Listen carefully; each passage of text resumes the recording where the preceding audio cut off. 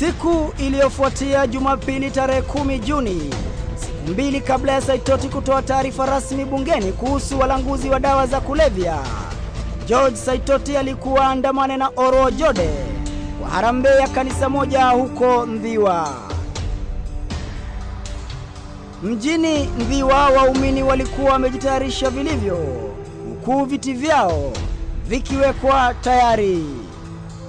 Ojode, kando na kuwa makamu wake, alikuwa rafiki mkubwa wa Saitoti, pamoja na aliyekuwa mbunge wa Starehe Maina Kamanda, Jimmy Wanjige na James Agre Orengo.